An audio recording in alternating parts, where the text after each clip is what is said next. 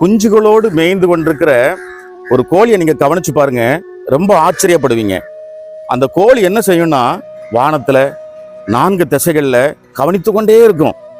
ஏன் அப்படி கவனிக்குதுன்னா, காக்கா, பருந்து, கழுகு ஏதாவது வந்து தன்னுடைய குஞ்சுகளை தூக்கிட்டு போயிருமோ அப்படின்னு சொல்லி அது எச்சரிக்கையா அப்படி கவனிச்சு கொண்டிருக்கும். அப்படி ஏதாவது வானத்துல வித்தியாசமான பறவைகள், ஆபத்தான பறவைகள் வந்துட்டுனா, இந்த தாய்க்கோழி என்ன செய்யும், வித்தியாசமான ஒரு சத்தத்தை எழுப்பும். அந்த சத்தத்தை கேட்ட உடனே அந்த குஞ்சுகள் எல்லாம் ஓடி வந்து தாயின் அந்த சிறகுக்குள்ள அடைக்கலமாயிரும், பாதுகாக்கப்படும். இந்த சத்தத்தை அசட்டை பண்ணி ஏதோ ஒரு குஞ்சு அந்த தாயின் இடத்துல வராம இருந்ததுன்னா அந்த குஞ்சு அந்த பறவையால வேட்டையாடப்படுறதுக்கு வாய்ப்பு இருக்கு. இப்ப நீங்க உங்களுக்கு யாராவது அடிக்கடி ஆண்டவரை பற்றி சொல்றாங்களா, இயேசுவை பற்றி சொல்றாங்களா? நீங்க பஸ்ல போகும் பொழுது சைட்ல பாக்குறீங்க, சுவர்ல வசனங்கள் உங்க கண்ணுக்கு படுதா?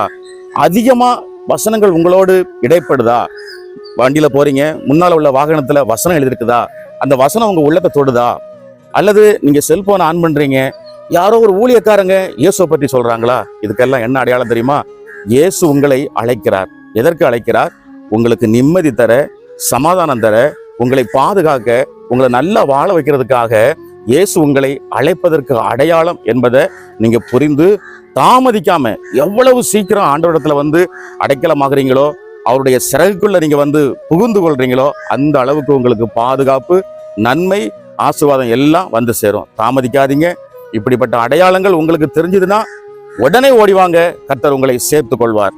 ஆமென்.